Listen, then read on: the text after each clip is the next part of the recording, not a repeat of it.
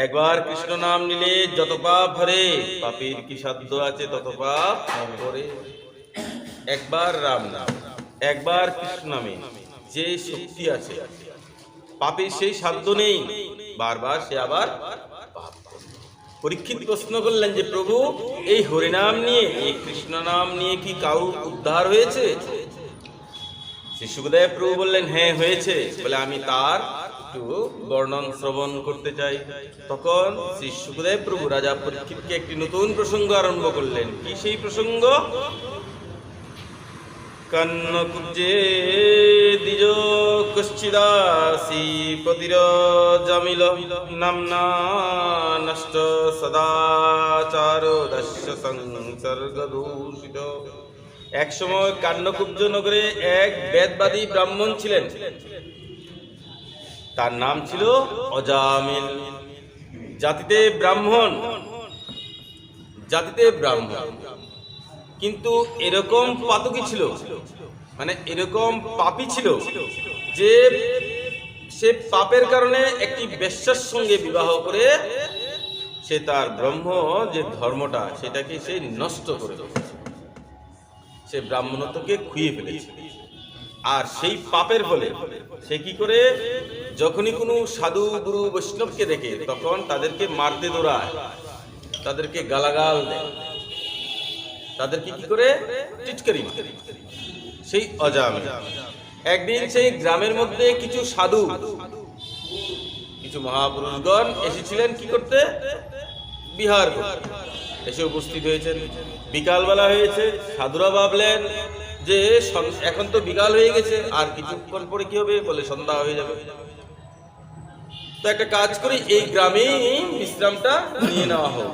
আর এই চিন্তন করে তারা কি করলেন, সেই গ্রামের মধ্যে যে চৌরাস্তা থাকে, মানে চারটা রাস্তার যে মুখ থাকে, সেই চৌরাস্তার মুখের মধ্যে গিয়ে, যে রাস্তার মধ্যে যে বালকগুলি থাকে, আড্ডা বাড্ডা মারে না, মানুষজন থাকে না, তাদেরকে গিয়ে জিজ্ঞাসা করছে, সাধুরা তাদের গিয়ে জিজ্ঞাসা করছেন, আচ্ছা ভাই, এখানে কোনো ব্রাহ্মণ অথবা কোনো সাধু বৈষ্ণবের ঘর আছে কি? বলে কেন? বলে আমরা আজকে এই রাত্রটা একটু এখানে বিশ্রাম করতে চাই। তারা খুব সুন্দর করে হাসি ঠাট্টা করে বলল, হ্যাঁ হ্যাঁ নিশ্চয়ই আছে। বলে কোথায়? বলে এই যে সামনে চলে যান, সেখানে পরম সাধু রয়েছে, পরম বৈষ্ণব রয়েছে। তার নাম কি? বলে অজামিল। কেন বলেছে? কারণ সাধু বৈষ্ণবরা কি করে, সাধু বৈষ্ণবরা শুধু সারাদিন রাস্তা রাস্তা ঘুরে বেড়ায় আর হরিনাম করে, তাদের তো আর অন্য কোনো কাজ নেই। আর যদি অজামিলের ঘরে পাঠানো হয় তাহলে কি হবে? বলে তাহলে তাকে খুব করে অপমান করা হবে। আর যখন সেই সাধু বৈষ্ণবদের অপমান করা হবে তখন খুব মজা হবে।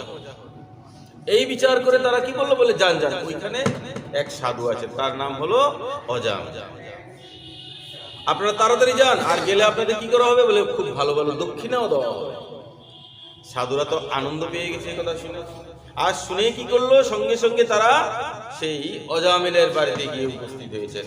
যখনই বাড়িতে গেছেন, দুয়ারে গিয়েই সঙ্গে সঙ্গে ডাক দিলেন, নারায়ণ নারায়ণ। যখনই নারায়ণ নারায়ণ বলে ডাক দিয়েছে, সঙ্গে সঙ্গে সেই বাড়ির দুয়ার খুলে বেরিয়ে এসেছেন সে কে? সেই বেশ্যা, মানে সেই অজামিলের স্ত্রী। দুয়ার খুলে দেখছে কি, সাধু বৈষ্ণবরা দুয়ারে এসে দাঁড়িয়ে। সাধু বৈষ্ণবদের দেখে মন একদম নির্মল হয়ে গেছে, একদম শান্ত হয়ে গেছে সেই স্ত্রী। মনে রাখবেন, বৈষ্ণব দর্শনে কিন্তু মন একদম নির্মল হয়ে যায়, শান্ত হয়ে যায়, একদম ঠান্ডা হয়ে যায়। তার জন্য বৈষ্ণবকে সবসময় তার আভূষণ ইত্যাদি পরে রাখতে হয়। বৈষ্ণবের আভূষণ কি? বৈষ্ণবের আভূষণ হচ্ছে মাথায় ঊর্ধ্বকুণ্ড তিলক, গলায় তুলসীর মালা, এগুলো হচ্ছে বৈষ্ণবের আভূষণ। বৈষ্ণবের আভূষণ কিন্তু এই সোনার হার নয়, বুঝলেন তো? বৈষ্ণবের আভূষণ হচ্ছে কি, কণ্ঠে তুলসীর মালা আর মাথায় ঊর্ধ্বকুণ্ড তিলক। বলে কেন? কারণ দূর থেকে দেখেই যেন মানুষ বুঝতে পারে যে কোনো কৃষ্ণ ভক্ত আসছে, কোনো হরিভক্ত আসছে। আর সে না চাইলেও তার মুখ থেকে কি হবে? বলে কৃষ্ণ নাম বেরিয়ে আসবে। এই জন্য তাকে বৈষ্ণবকে তার অলংকার ইত্যাদি পরে থাকতে হয়। যারা সধবা নারী আছে তাদেরকে কেন সিঁথিতে সিঁদুর ধারণ করতে হয়? হাতে শাখা পড়তে হয় কেন? দূর থেকে দেখে যেন মানুষ বুঝতে পারে যে উনি বিবাহিত। ঠিক তদ্রুপ বৈষ্ণবকে তার অলংকার আভূষণ ইত্যাদি সবসময় পরে রাখতে হয়। আর অলংকার কিরকম, সেই তিলক কিরকম বলে একদম স্পষ্ট করে মোটা করে, যেন অনেক দূর থেকে দেখা যায় কোন কৃষ্ণ ভক্ত আসছে, কোন সাধু আসছে। অনেকে দেখবেন ওই ঊর্ধ্বকুণ্ড তিলক করে এখান থেকে শুরু করে এতটুকু উপরটা খালি থাকে, এগুলি তিলকের কোনো মানে হয় না। একদম চুল যতটুকু পর্যন্ত থাকবে ততটুকু পর্যন্ত তোমাকে তিলক ধারণ করতে।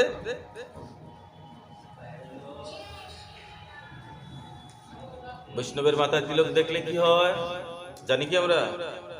হ্যাঁ বলবো? বলে বৈষ্ণবের মাথায় তিলক দেখলে তার সমস্ত পাপ সেখানেই শেষ হয়ে যায়। শুধু তিলক দর্শন করতেই তার সমস্ত পাপ সেখানে নাশ। বুঝলেন তো? এত মাহাত্ম্য, শুধু জাস্ট একটা বললাম, আরো অনেক আছে। হরিভক্তি বিলাস গ্রন্থে বৈষ্ণবের মাহাত্ম্যের প্রচুর বর্ণন রয়েছে। যদি কোনদিন সময় হয় আমরা সেই বৈষ্ণব মাহাত্ম্য আলোচনা করব। বৈষ্ণবের সেবা করলে, বৈষ্ণবকে আদর করলে, বৈষ্ণবকে সম্মান করলে কি কি লাভ হয় সেগুলি আমরা একদিন আলোচনা করব। তো কি হয়েছে, সেই সাধু বৈষ্ণবের দর্শন করে সেই স্ত্রীর মন একদম নির্মল হয়ে গেছে। দুটি হাত জোর করে বললেন, প্রভু আসুন আসুন, আমি আপনাদের কি সেবা করতে পারি? সাধু বৈষ্ণবরা বলছেন, শুনেছি এটা অজামিলের ঘর, এটা অজামিল নামের সেই সাধুর ঘর। শুনেই তো স্ত্রী আরো আনন্দিত হয়ে গেছে। কেন? কারণ জীবনে কোনোদিন শুনিনি নিজের স্বামীকে কেউ সাধু বলতে, আজকে কেউ বলেছে সাধু। এটা তো অত্যন্ত আনন্দের, আমার স্বামীকে সাধু বলেছে। বলে হ্যাঁ হ্যাঁ ঠিকই শুনেছেন, এটা অজামিলের ঘর। বলে দেবী, আজকের রাত্রিটা আমরা একটু এখানে বিশ্রাম করতে চাই, তোমার কোনো অসুবিধা হবে? বলে না না, কিসের অসুবিধা, আপনারা নিশ্চিন্তে আজকে আমার এই বাড়িতে থাকতে পারবেন। এই বলে খুব সুন্দর করে উঠানের মধ্যে জায়গা করে দিয়েছে সেই সাধু বৈষ্ণবদেরকে থাকার জন্য, বসার জন্য। সাধু বৈষ্ণবরা সেখানে বসলেন আর ছেলেদেরকে পাঠিয়েছেন, বলে যাও বাজার থেকে গিয়ে ফলমূল মিষ্টি ইত্যাদি নিয়ে আসো। কেন? বৈষ্ণবদের ভোজন করাতে হবে, সাধুদের ভোজন করাতে হবে। আর তারা এনে কি করেছে, তারা সেই ফলমূল ইত্যাদি এনে সেই সাধু বৈষ্ণবদের হাতে অর্পণ করলেন। সাধু বৈষ্ণবরা ভোগ লাগিয়ে ভগবানকে তারপর সেগুলি প্রসাদ পেলেন। সাধুরা কিন্তু মনে রাখবেন সবার হাতে খায় না। অনেকে আবার বলে যে সাধুরা বৈষ্ণবরা কেন সবার হাতে খায় না, এটাও কিন্তু একটা প্রশ্ন। বৈষ্ণবরা কিন্তু সবার হাতে খায় না, কেন? এটা হচ্ছে একটা নিয়ম, এটা একটা নিয়ম। কেন? খুব মন দিয়ে শুনবেন, যারা বিষ্ণু মন্ত্রে দীক্ষিত, যারা কৃষ্ণ মন্ত্রে দীক্ষিত, যারা হরি মন্ত্রে দীক্ষিত, যারা চতুর্থ সম্প্রদায়ের অন্তর্গত, চারটি সম্প্রদায়ের মধ্যে যারা দীক্ষিত হয়নি, তাদের হাতে বৈষ্ণবরা কখনো কোনো কিছু গ্রহণ করে না। যখন সে ওই মন্ত্রে দীক্ষিত হবে তখনই বৈষ্ণবরা তাদের হাত থেকে কিছু না কিছু অবশ্যই গ্রহণ করতে পারে। আর যতক্ষণ পর্যন্ত কোনো হাত দিয়ে কোনো জীবের হত্যা হয় ততক্ষণ পর্যন্ত সেই হাত দিয়ে বৈষ্ণবরা কোনো কিছু গ্রহণ করেন না। এটা কিন্তু নিয়ম। যদি গ্রহণ করে তাহলে সেই বৈষ্ণবের সাধন ভজন ইত্যাদিতে কি হয়, বাধা সৃষ্টি হয়, বিঘ্ন সৃষ্টি হয়। আর কেউ চাইবে না যে আমার ভজন নষ্ট হোক, চাইবে কেউ? সুতরাং দরকার নেই খাওয়া। ওই কারণে খায় না, অন্য কিছু নয়। কাউকে ছোট করার জন্য খায় না। তুমি ভাই সবকিছু খাচ্ছ, আমি কেন তোমার হাতে খাবো? এই হচ্ছে এটার অর্থ, বুঝলেন তো? না হলে কি হবে, বলে তার ভজন এগুলি আস্তে আস্তে নষ্ট হয়ে যাবে, সেই জন্য। তো এদিকে কি হয়েছে, অজামিল সন্ধ্যা হতে খুব সুন্দর করে জীব টিপ ইত্যাদি হত্যা করে বাড়িতে এসেছে। পুত্ররা কি করেছে, অজামিলকে পেছনের রাস্তা দিয়ে আজকে ঘরে ঢুকিয়েছে। যেই না অজামিল ঘরে ঢুকেছে, অজামিলের হাতের থেকে সেই খরগোশের মাংস টাংস ইত্যাদি হাত থেকে যখন রেখেছে না, রক্ত ফক্ত ঝুলা মোলা এগুলো সব ভরে আছে। অজামিলের পুত্ররা আর স্ত্রী মিলে অজামিলকে খুব সুন্দর করে স্নান টান স্নান টান করিয়ে নতুন বস্ত্র পরিধান করালো, আর নতুন বস্ত্র পরিধান করে তিলক তিলক পরিয়ে দিয়েছে।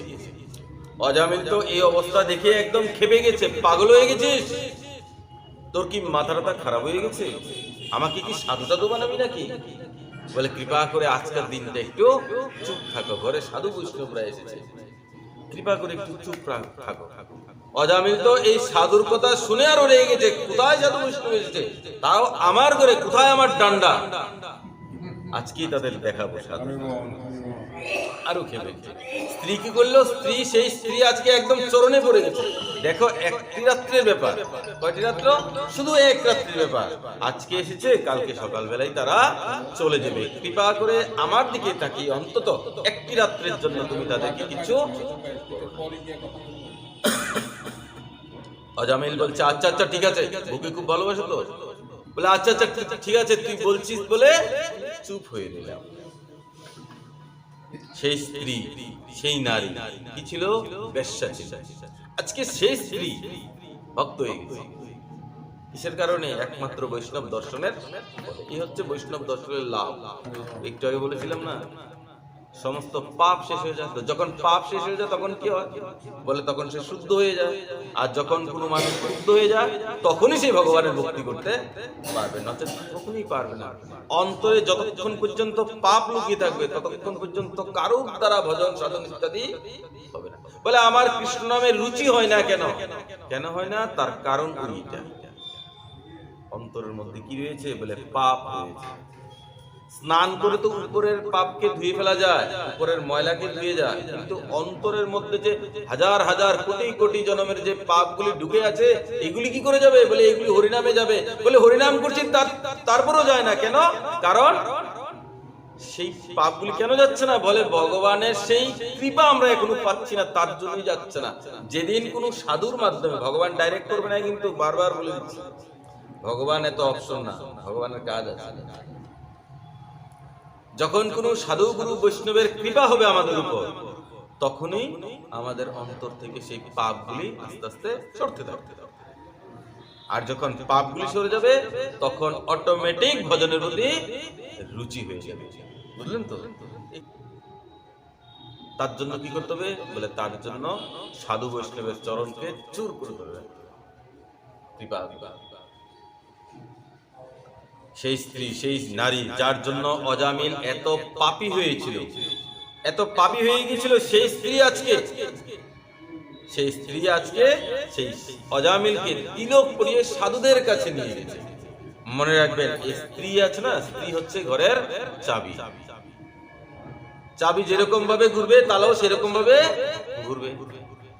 একবার যদি কোনো নারী ভক্তি রাস্তায় চলে আসে, তাহলে বেশি দিন লাগে না সেই ঘর পুরোপুরি ভক্তি লাইনে চলে আসে। কেন, সে হচ্ছে ঘরের চাবি, স্ত্রী হচ্ছে ঘরের চাবি। সে স্বামীকে মেনটেন করতে জানে, যে কোনো হোক মেনটেন করবে, কিন্তু পাপ কার্য থেকে যদি সে চায় তাহলে সে তার স্বামীকে রক্ষা করতে পারে। আজকে সেই স্ত্রী অজামিলের মতো পাপীকে পর্যন্ত শান্ত করে দিয়েছে, বলে আমার দিকে তাকিয়ে আজকে রাত্রিটা কমসে কম একটু চুপ থাকবে।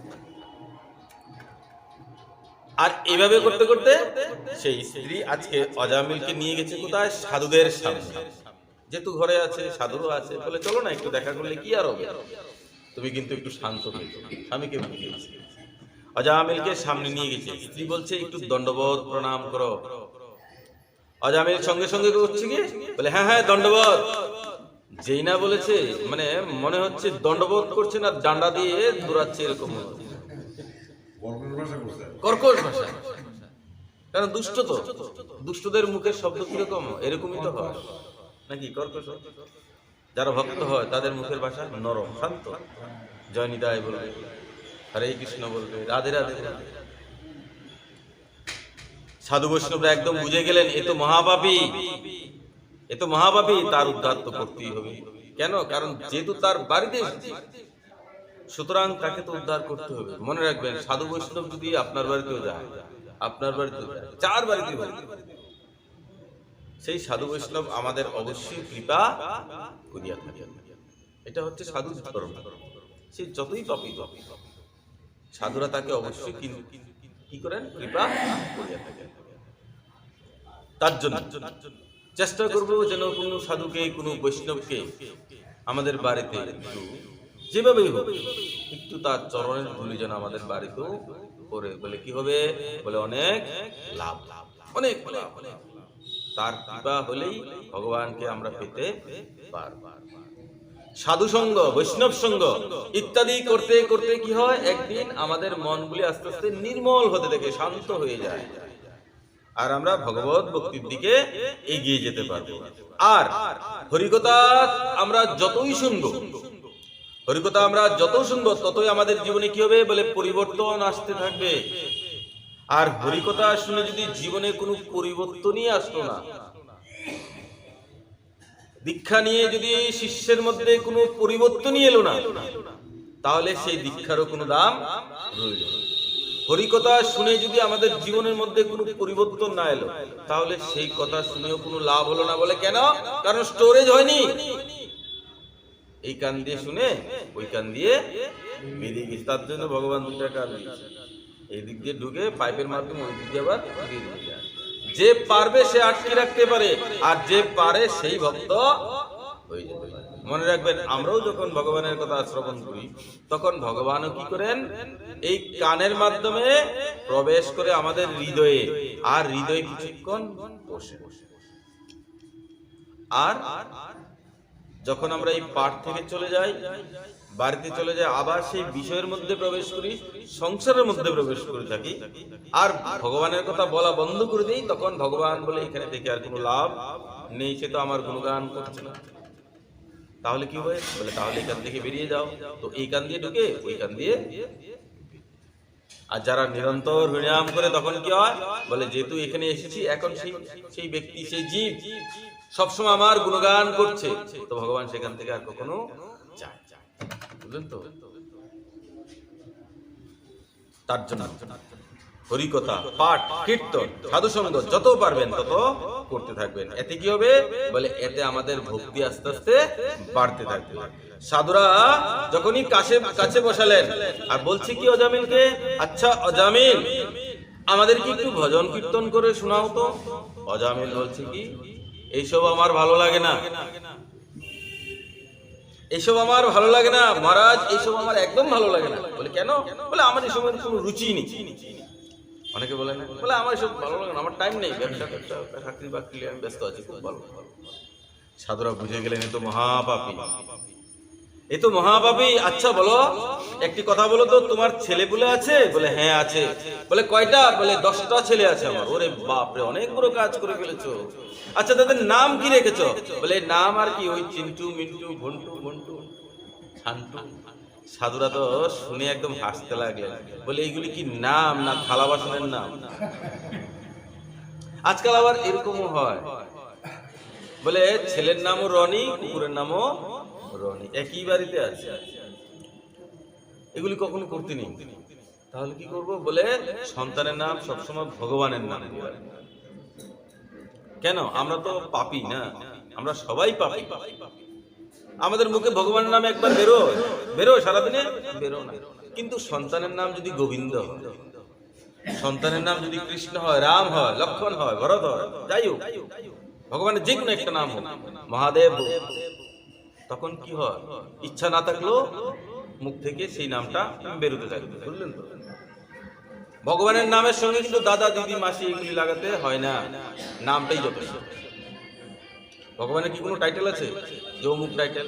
সম্বোধন করতে হয় যে অমুক দাদা, অমুক বৌদি, অমুক কাকা, এগুলি বলতে হয় না, ডাইরেক্ট নাম একদম। সাধু বৈষ্ণব বললেন, আর কোনো ইচ্ছা আছে তোমার? বলে হ্যাঁ হ্যাঁ, পেটে আরো একটা আছে, 11 নম্বর। বলে একদম ফুটবল টিম রেডি হয়ে গেছে, 11 জনের। বলে ঠিক আছে ঠিক আছে, একটা কাজ করবে, আমরা তোমাকে একটি নাম দিয়ে যাব, তোমরা সেই নামটা ধরে তাকে ডাকতে পারবে? সেই অজামিল বলছে কি, বলে ঠিক আছে দেখা যাক, যদি হয় তাহলে আপনাদের দেওয়ার নামটাই আমরা সেই নামটা তোমাদের এখনই দিয়ে যাচ্ছি। বলে নাম কি হবে? বলে তার নাম হবে নারায়ণ। এই বলে সাধু বৈষ্ণবরা সেই নামরূপী নাম, সেই কৃপারূপী নারায়ণ নাম সেই অজামিলকে প্রদান করে তারা সেখান থেকে চলে গেলেন। আর দেখতে দেখতে কি হয়েছে, দেখতে দেখতে সেই মানে স্ত্রীর ঘরে থেকে যে পুত্রটা, যেটা 11 নম্বর ছিল, সেটা প্রসব হয়েছে। অজামিল সেই পুত্রের নাম রেখেছেন কি? নারায়ণ। সাধু বৈষ্ণবদের কথা রেখেছে। দেখুন কৃপা যে করেছে ওইটি হচ্ছে কৃপার নামটা দিয়ে রেখেছে। কি হয়েছে, যে ঘরের মধ্যে ভুলো হরিনাম নেওয়া হতো না, যে ঘরের মধ্যে ভুলো ঠাকুরের নাম নেওয়া হতো না, সেই ঘরের মধ্যে এখন মাও বলছে সারাদিন নারায়ণ নারায়ণ, ছোট বাচ্চা তো বাপও বলছে নারায়ণ নারায়ণ, সমস্ত ভাইয়েরাও সারাদিন কি বলে বলে নারায়ণ নারায়ণ, শুধু সারাদিন নারায়ণ নারায়ণ করতে থাকে। আর এইভাবেই দেখতে দেখতে একদিন সেই অজামিল হঠাৎ করে অসুস্থ হয়ে গেছে। বৃদ্ধ বয়স হলে কি হবে, অসুস্থ হয়ে যায়। তো অসুস্থ হওয়াতে সেই অজামিল বিছানায় পড়ে আছে। আর যেই না বিছানায় পড়ে আছে, অজামিল দেখছে কি, হঠাৎ করে দেখছে যে সেই যমদূত, দুজন ভয়ঙ্কর যমদূত সেই অজামিলকে এসে বাঁধতে লেগেছে। ভাগবতের কথা কিন্তু মিথ্যা কথা না। অজামিলকে সেই দুই যমদূত এসে কি করছে, বাঁধছে। বাঁধার আগে কি করে বলে রশিগুলি ফেলা হয় একটার পর একটা, কি সময় তো লাগে একটু, এগুলি দেখছে। অজামিল তো এই দৃশ্য দেখে একদম ভয় পেয়ে গেছে। তখন সেই বাচ্চা বাইরে খেলাধুলা করছিল, আর এই ভয়ঙ্কর যমদূতকে দেখেই অজামিল সঙ্গে সঙ্গে ডাক দিল নারায়ণ নারায়ণ, ঘরে আয় ঘরে আয়, এরকম করে ডাকতে লাগলো। আর যেই না নারায়ণ নারায়ণ করে ডাকতে লেগেছে, সেখানেই তার প্রাণটা চলে গেছে। মানে সেই অজামিলের মৃত্যু হয়ে গেছে। সেই নারায়ণ নাম নিতে নিতে তার দেহটা ত্যাগ হয়ে গেছে। যমদূতগণ কি করলেন, সেই অজামিলকে বেঁধে নিয়ে যাওয়ার জন্য তৈরি হলেন সেই কোথায়, যমলোকে, মানে নরকের দিকে। সঙ্গে সঙ্গে শ্রী হরির পার্শ্বদগণ সেখানে এসে দিব্য বিমান নিয়ে উপস্থিত হলেন।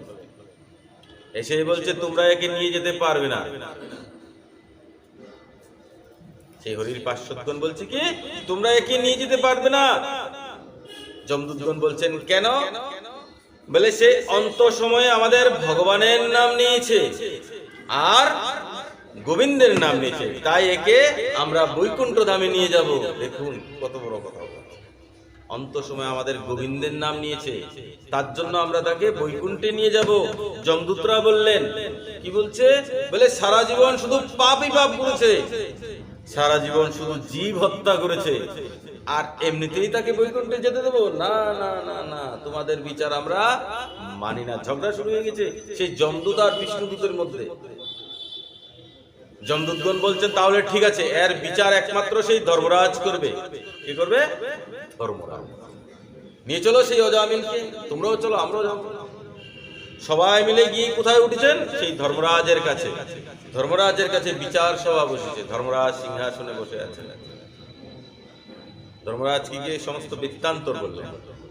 ধর্মরাজ সবকিছু শুনে ওনার যে পার্শ্বদ চিত্রগুপ্ত, নাম শুনেছি তো চিত্রগুপ্তের নাম, সেই চিত্রগুপ্তের নামটা দেখুন কত সুন্দর। চিত্র আর গুপ্ত, চিত্র আর গুপ্তকে একসঙ্গে লাগালে কি হয়, বলে চিত্রগুপ্ত। আচ্ছা ফটো কবে থেকে শুরু হয়েছে এবার এই পৃথিবীতে, বেশি দেখবে 100 বছর 200 বছর, নাহলে 500 বছরই ধরলাম। এর আগে কি ফটো ছিল? আচ্ছা আর্ট, চিত্র 2000-5000 বছর, এর আগে তো ছিল না। তাহলে দেখুন সেই কবে থেকে নামটা চিত্রগুপ্ত, সেই সত্যযুগের আগের নাম এটা। আর গুপ্ত মানে যিনি চিত্র, মানে চিত্র মানে কি, যিনি ফটো তুলেন, আর গুপ্ত মানে কি লুকিয়ে লুকিয়ে তুলেন। সেই চিত্রগুপ্তের কাজ হচ্ছে সেটা, লুকিয়ে লুকিয়ে কি করে ফটো, কে কি করছে সব রেকর্ড তার কাছে থাকে। ওনার কাছে এরকম একটা বই আছে, আমাদের জীবনের সমস্ত লেখালেখা তার কাছে রয়েছে। সেই ধর্মরাজ কি করেন, মৃত্যুর পর সেই আত্মার বিচার কিভাবে করেন, সেই চিত্রগুপ্তকে আদেশ করেন, দেখো তো ওর ভাগ্যে কি লেখাজোখা আছে। চিত্রগুপ্ত দেখলেন কি, চিত্রগুপ্ত সবকিছু দেখে বলছেন কি, প্রভু জীবনভর শুধু পাপই পাপ করেছে, কিন্তু অন্ত সময়ে আমাদের ভগবানের নাম নেওয়াতে তার সমস্ত পাপ নাশ হয়ে গেছে। বলে ভক্তবৎসল ভগবান কি। আহা, একবার ভগবানের নাম নেওয়াতে তার সমস্ত পাপ একদম শেষ হয়ে গেছে। হরিনাম নেওয়াতে হরতি ইতি হরই, শুধু একবার যে জীবের সমস্ত পাপ সমস্ত দুঃখ দুর্দশাকে হরণ করিয়া থাকে, তিনি হচ্ছেন আমাদের হরি। ধর্মরাজ বললেন, মনে রাখবেন আজ থেকে যে জীব অন্ত সময়ে এই হরিনাম নিয়ে তার দেহকে ত্যাগ করে, তাকে কখনো আমার এই জমালয়ে নিয়ে আসবে না। ডাইরেক্ট একবার বিচার করে দেখুন, একবার হরিনাম নেওয়াতে, শুধু একবার হরিনাম নেওয়াতে সেই অজামিলের মতো পাপী যদি উদ্ধার হয়ে যেতে পারে, আমরা যদি সবসময় হরিনাম নিতে থাকি তাহলে কি আমাদের উদ্ধার হবে না? ভগবান কি এতই নিষ্ঠুর? আমাদের কৃপা করবেন না? তিনি নিশ্চয়ই কৃপা করবেন। তার জন্য আমাদের কি করতে হবে? তার জন্য আমাদের সবসময় শুধু ভগবানের নাম রূপী যে ব্রহ্ম, সেই ব্রহ্মটাকে জপতে হবে। হরে কৃষ্ণ কৃষ্ণ কৃষ্ণ হরে হরে, হরে রাম রাম রাম হরে হরে। এই নাম রূপী মহামন্ত্রকে সবসময় জপতে হবে। এই নাম কে দিয়ে গেছেন? কলিযুগের পাবন অবতার শ্রী চৈতন্য মহাপ্রভু এই নাম রূপী ব্রহ্ম এই কলির জীবের উদ্ধারের জন্য একদম সহজ। তাই যখনই পারবেন, যেখানে পারবেন, শুধুমাত্র এই হরিনাম, এই মধুমাখা হরিনাম আমরা নিতে থাকবো। जिस देश में, जिस काल में, जिस हाल में रहो, राधा कृष्ण राधा कृष्ण जपते रहो। তুমি যেভাবেই থাকো, যেই হালেই থাকো, যেই দেশে থাকো, যে রাজ্যেই থাকো, যে কর্মেই থাকো, সবসময় হরিনাম নিতে থাকো। তুমি যেভাবেই থাকো না কেন, তুমি ঘুমাতে ঘুমাতে হরিনাম নিতে পারবে, তুমি হাঁটতে হাঁটতে হরিনাম নিতে পারবে, তুমি কাজ করতে করতে ভগবানের নাম নিতে পারবে, তুমি অফিসে থাকি, তুমি দোকানে বসে, তুমি যা অবস্থায় থাকো না কেন, ভগবানের নাম নিতে কোনো নিয়ম লাগে? কোনো নিয়ম লাগে না। হ্যাঁ, জপের মালা নিয়ে নাম করতে কিছু নিয়ম কানুন ইত্যাদি প্রয়োজন রয়েছে। কেন? কারণ অস্পৃশ্য যদি কোনো কিছু লেগে যায় তাহলে দোষ হয়ে যায়। ছোঁয়া ছুঁয়ে কোনো কিছু যদি লেগে যায় তাহলে সেখানে কি হয়? তাহলে দোষ হয়ে যায়। নামের ফল আমরা তখন পেতে পারতে অনেক কিছু মানতে হয়। কিন্তু মুখে মুখে হরিনাম নিতে কোনো নিয়ম লাগে না। মহাপ্রভু তার জন্য আরো সহজ করে দিয়েছে। বলে কি? বলে শোচের মধ্যে থেকে হরিনাম নিতে পারবে, কোনো নিয়ম লাগে না। তার জন্য মহাপুরুষগণ সবসময় বলে গেছেন কি? হরি বল, সবসময় হরি বলতে থাকো, হরিনাম নিতে থাকো।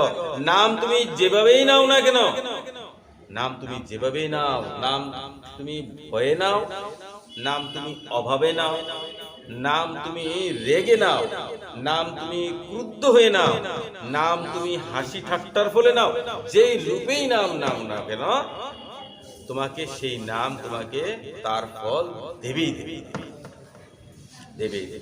নাম তুমি যেভাবেই নাও না কেন, প্রত্যেক পরিস্থিতিতে তার ফল নাম দিতে থাকবে। তার জন্য গোস্বামী তুলসীদাস বলেছেন কি? ভাই को भाई अलख आलस हो, नाम जपत मंगल दिश दश हम। রত্নাকর দস্যু এত পাপী ছিলেন, এত পাপী ছিল যে তার মুখ থেকে রাম নাম পর্যন্ত বেরোতো না। আর দেবশ্রী নারদ যখন সেই রত্নাকর দস্যুর সামনে এসেছেন, এসে বলছে কি, তুমি রাম নাম জপ করতে পারবে? বলে না মহারাজ, আমার মুখ থেকে রাম নাম বেরো না। তাহলে কি বেরোয়? বলে মরা মরা বেরোয়। মরা মরা। বলে একটা তাহলে মরা মরা জপ করতে পারবে? বলে হ্যাঁ, এটা পারবে। আর মরা মরা জপতে জপতে কখন যে মুখ থেকে রাম রাম বেরিয়ে গেছে সেই বাল্মীকিও সেই রত্নাকর দস্যু বুঝতে পারে। উল্টা নাম জপ করেও সে কি করেছে? মহান ভক্ত বাল্মীকি উল্টা নাম জপ করে, রাম রাম বলেনি কিন্তু মরা মরা শুধু জপ করেছে। উল্টা নাম করেও সে পরম ভক্ত বাল্মীকি হয়ে গেছে আর রামায়ণ রচনা করেছে। তো মনে রাখবে, উল্টা নাম করেও কিন্তু ভগবানকে পাওয়া যায়। তার জন্য আমরা যদি এই নামকে গ্রহণ করে থাকি তাহলে আমরাও ভগবানকে একদিন অবশ্যই প্রাপ্ত হব। বলি বাল্মীকি মহারাজ কি। তাহলে ভগবানকে কি করে পাওয়া যায় এটাও জানতে হবে। ভগবানকে পাওয়ার রাস্তা কি? মনে রাখবেন, ভগবানকে যদি পেতে হয় তাহলে সর্বপ্রথম ভগবানের সঙ্গে আমাদের একটি সম্পর্ক তৈরি করতে হবে। কি সম্পর্ক? কিসের সম্পর্ক? সম্বন্ধ কিরকম হওয়া উচিত? মনে রাখবেন, ভগবানের সঙ্গে কামের সম্বন্ধ করা যায়, ভগবানের সঙ্গে হিংসা বা দেশের সম্বন্ধ হতে পারে। হিংসা করে ভগবানের সঙ্গে সম্পর্ক করা যায়। ভয়ের দ্বারাও ভয়ের সম্বন্ধ ভগবানের সঙ্গে করা সম্ভব। আর স্নেহের সম্বন্ধ ভগবানের সঙ্গে করা যায়। শুনেই তো পরীক্ষিত একদম চমকে গেছে। কি ভগবানকে কামের দ্বারাও পাওয়া যায়? বলে হ্যাঁ, নিশ্চয়ই পাওয়া যায়। বলে প্রভু, কাম নাকি শুনেছি খুব খারাপ জিনিস? বলে হ্যাঁ, কাম খারাপ জিনিস হতে পারে, সেটা সংসারের জন্য, কিন্তু সেই কামই যদি ভগবানের জন্য হয়ে থাকে তাহলে তার উপর আর কিছু নেই। তাহলে প্রভু এই কামের দ্বারা কি পেয়েছে ভগবানকে? বলে গোপহ কামার্থ। কি পেয়েছে? বৃন্দাবনের গোপীগণ এই কামের দ্বারাই কৃষ্ণকে কাছে পেয়েছে।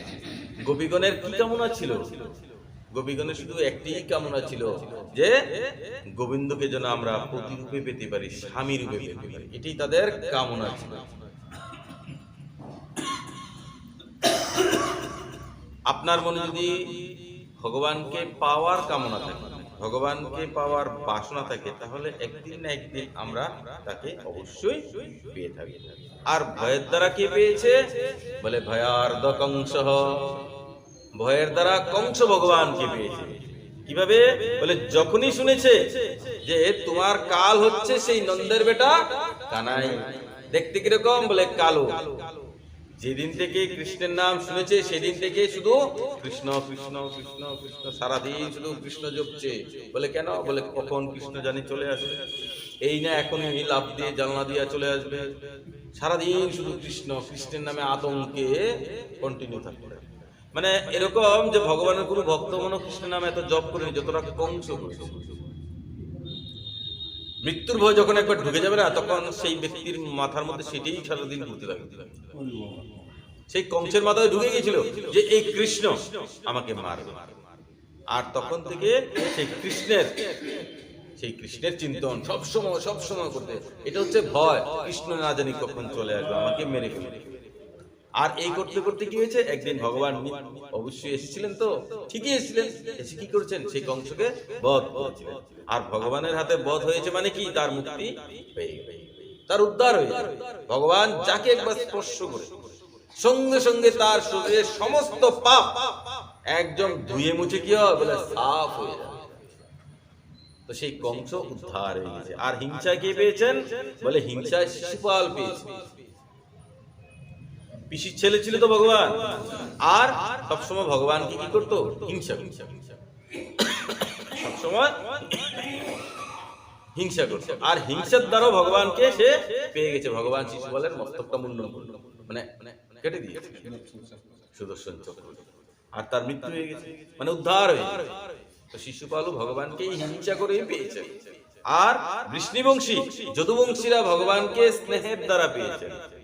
আমার পুত্র, আমার ভাতিজা, আমার ভাই, যার যেরকম সম্পর্ক। ভগবান যখন গোপাল রূপে ছিলেন, সবাই ভগবানকে এরকম ভাবে আদর করতেন। চাকি রাহি ভাবনা প্রভু মূরত দেখি তানে দেশি একই গোবিন্দ। কয়জন? একই গোবিন্দ, কিন্তু তাকে যে যেভাবে ডেকেছে সে সেভাবেই পেয়েছে। যেভাবেই ডাকুন না কেন তিনি সেইভাবেই আপনার কাছে এসে ধরা দেবেন। এই হচ্ছে আসল। তার জন্য আমরা যদি ভগবানকে সত্যিকারের মন থেকে ডাকি, তার ভজন করি, তুমি যে রূপেই তাকে ডাকি, তিনি অবশ্যই একদিন না একদিন আমাদের কাছে এসে অবশ্যই ধরা দিয়ে থাকবেন। দেখুন, একই গোবিন্দ অনেক রূপে বিদ্যমান। বলে কিরকম? ভগবানের অনেক রূপ আছে তো। আচ্ছা, জগন্নাথের রূপ আর বিষ্ণু ভগবানের রূপ কি একরকম? আলাদা আলাদা। নারায়ণ শিলার রূপ আর বিষ্ণু রূপ কি একরকম? আলাদা আলাদা। ভগবান শ্রী রামের রূপ আর কৃষ্ণের রূপটা কি একরকম? আলাদা আলাদা নাকি? কেন এরকম? যে যেরকম ভাবে ডেকেছে সে সেরকম ভাবে পেয়েছে। বৃন্দাবনে যারা যারা গেছে, বৃন্দাবনে মিনিমাম মন্দির আছে প্রায় 10,000-এর মতো। কত? 10,000। 10,000 উপরে হবে। 10,000 মন্দিরে 10,000 গোবিন্দ আছে। আছে তো? মূর্তি আছে তো? সবগুলি কি একরকম? না, এক একটা মূর্তি এক এক রকম। কেন কেন এগুলি এরকম হলো? সবগুলি একরকম কেন হলো না? কোনটা নীল, কোনটা লাল, কোনটা একদম সাদা, কোনটা একদম কালো? ভক্ত যেভাবে তাকে ডেকেছে ভগবান তাকে সেইভাবে দর্শন দিয়েছে, আর সেই রূপটাই থাকতে হবে। বুঝলেন তো? একই গোবিন্দ, তাকে যেই যেভাবে লিখেছে সে সেইভাবেই তাকে পেয়েছে। তো আজকে আমরা এই পাঠ থেকে কি শ্রবণ করলাম? আমরা যদি জীবনের যতই পাপ করি, যাই কিছু করি না কেন, যদি গোবিন্দের নাম সবসময় মুখ থেকে বেরোতে থাকে, তাহলে কি হবে? অন্ত সময় আমাদের মুখ থেকে সেই হরিনাম অবশ্যই বেরোবে তো। কিন্তু এই যে অজামিলের মুখ থেকে বেরিয়েছে, এটার পেছনে কারণ আছে। কারণ অজামিল জাতিতে ব্রাহ্মণ ছিল, আগে সে পরম ব্রহ্মবিদ ছিল, ভজন সাধন করত, সাধন ভজন ইত্যাদি করতো, সবসময় ভগবানের ভজন করত, প্রসাদী ভক্ত ছিল। ওই চক্করে পরে তার স্বভাবটা নষ্ট হয়ে গেছে, বুঝলেন তো? কিন্তু ভগবান বলছে না যে আমার ভজন করে, অল্প একটু যদিও করে, আমি সবসময় তার ঋণী হয়ে থাকি, কি করে তাকে ফেরত দেব? আপনি যদি ভগবানকে ডাকেন, ভগবানের পুজো করেন, সেবা করেন, যদি সেটা সত্যিকারের হয়ে থাকে, তাহলে ভগবান সেই সেবার প্রতিফল একদিন না একদিন আপনাকে অবশ্যই দেবেন। বিশ্বাস রাখবেন, দেবেনই দেবেন, তাতে বিন্দু মাত্র কোনো সন্দেহ নেই। আর যে সে করেছিল, তার জন্য ভগবান তাকে সেই বৈকুণ্ঠ ধাম দিলেন। আর সেই অজামিল যাওয়ার কথা ছিল কোথায়? বলে যমলোকে। আর গেছে কোথায়? বলে বৈকুণ্ঠ লোকে। আর বৈকুণ্ঠ লোকে গেলে কি হয়? বলে সেখান থেকে আর কখনো ফিরে আসতে হয় না। কেন? বলে সেখানে গেলে সব সময় ভগবানের পার্শ্বদ হওয়া। ঠিক আছে, অনেক কথা বললাম। এই কথাগুলি বলে আজকে আমরা শ্রীপাঠের এখানেই বিশ্রাম দিয়ে দিলাম। বলে ভাগবত ভগবান কি জয়। নিতাই গৌর সীতানাথ প্রেমানন্দে। হরি হরি বল মন, হরি হরি বল। ওম নমো ভগবতে বাসুদেবায়, ওম নমো ভগবতে বাসুদেবায়, ওম নমো ভগবতে বাসুদেবায়, ওম নমো ভগবতে বাসুদেবায়।